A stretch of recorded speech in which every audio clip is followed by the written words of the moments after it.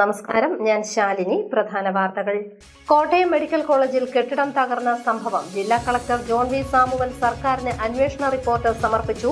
ബലക്ഷയം സംബന്ധിച്ച് മുൻപ് ഔദ്യോഗിക റിപ്പോർട്ടുകൾ ഇല്ലെന്നും രക്ഷാപ്രവർത്തനം താമസിച്ചില്ലെന്നും റിപ്പോർട്ടിൽ പരാമർശം.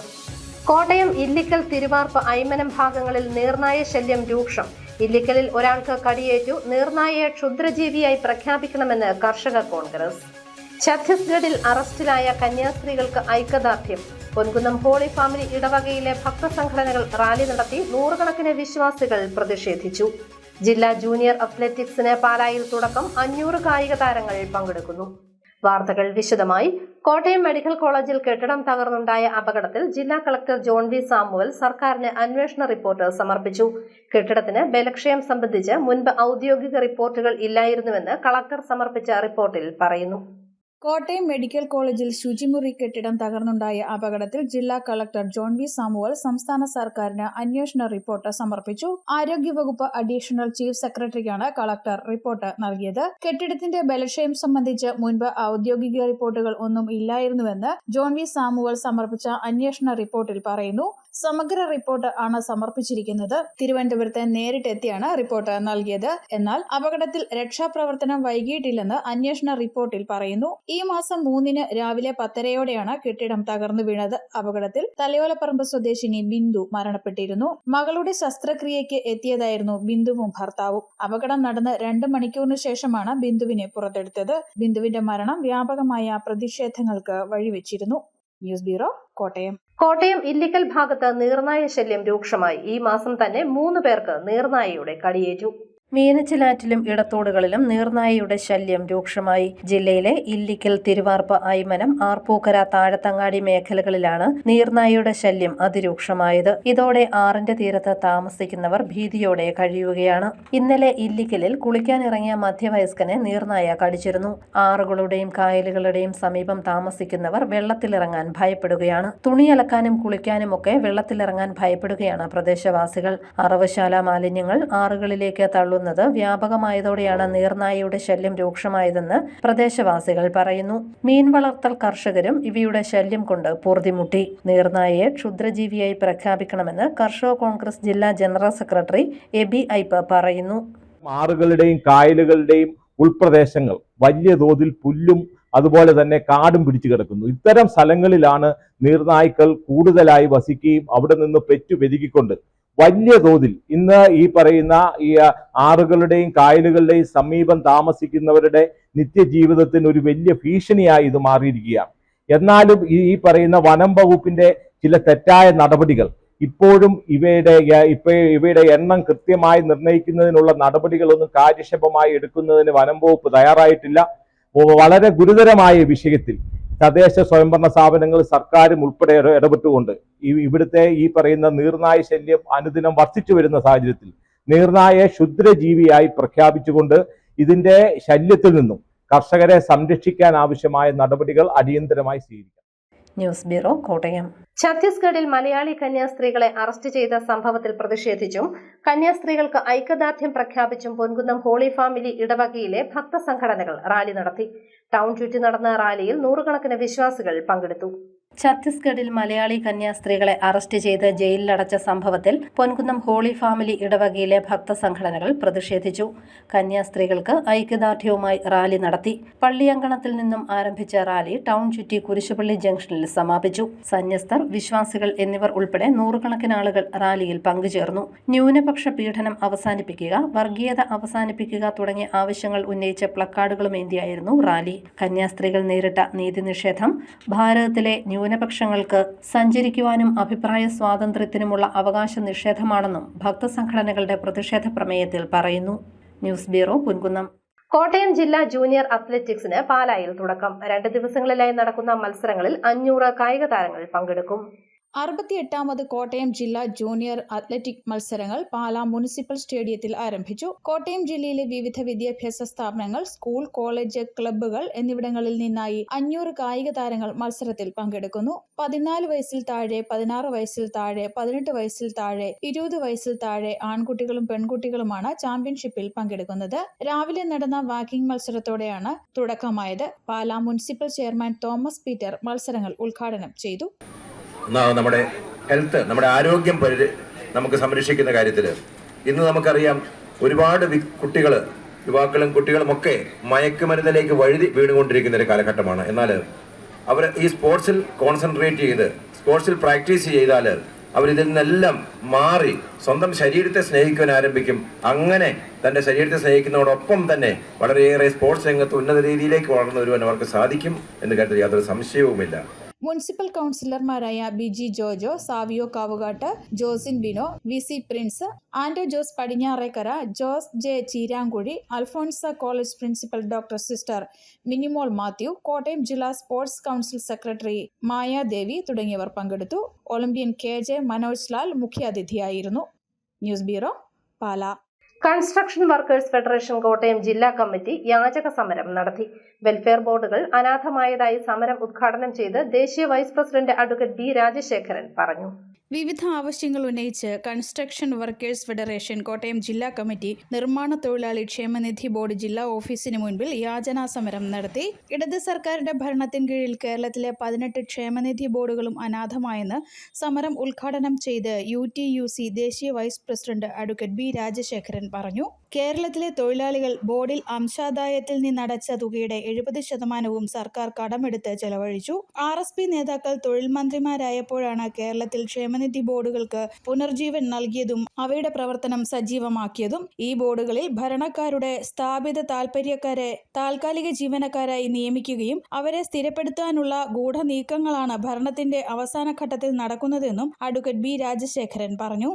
കെട്ടിട നിർമ്മാണ ക്ഷേമനിധി ബോർഡിൻ്റെതായി 1800 കോടി രൂപ വിവിധ ബാങ്കുകളിലായി നിക്ഷേപിക്കപ്പെട്ടിട്ടുണ്ടായിരുന്നു.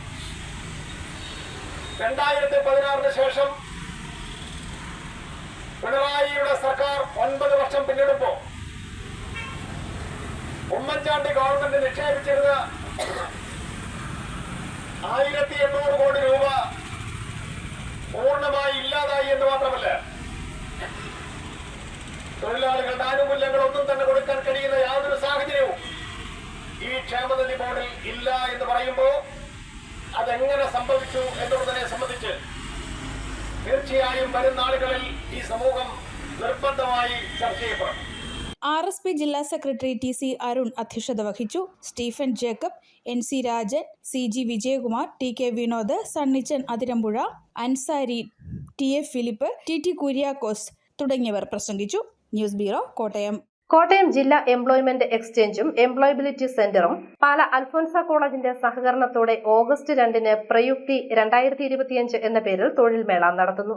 രാവിലെ 9:30 മുതൽ അൽഫോൻസ കോളേജിലാണ് തൊഴിൽമേള. 50-ലധികം കമ്പനികൾ തൊഴിൽമേളയിൽ പങ്കെടുക്കുമെന്ന് ജില്ലാ എംപ്ലോയ്മെന്റ് ഓഫീസർ ശ്രീകുമാർ OS പറഞ്ഞു. കോട്ടയം ജില്ലാ എംപ്ലോയ്മെന്റ് എക്സ്ചേഞ്ചും കോട്ടയം മോഡൽ കരിയർ സെന്ററും പാലാ അൽഫോൻസ കോളേജിന്റെ സഹകരണത്തോടെ 2025 ഓഗസ്റ്റ് 2 ശനിയാഴ്ച പാലാ അൽഫോൻസ കോളേജിൽ വെച്ച് പ്രയുക്തി 2025 മെഗാ ജോബ് ഫെയർ സംഘടിപ്പിക്കുകയാണ്. ഏതാണ്ട് 50ഓളം കമ്പനികളിലെ 2000-ലധികം ഒഴിവുകളിലേക്കായിട്ടാണ് ഈ ജോബ് ഫെയർ സംഘടിപ്പിക്കുന്നത്.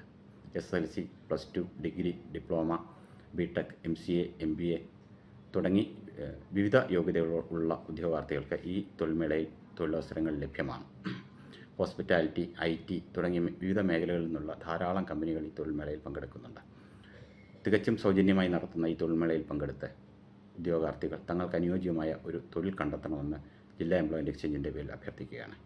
ഈ തൊഴിൽമേള ഉദ്ഘാടനം ചെയ്യുന്നത് നമ്മുടെ പ്രിയങ്കരനായ MLA ശ്രീ മാണി C. കാപ്പൻ അവറുകളാണ്.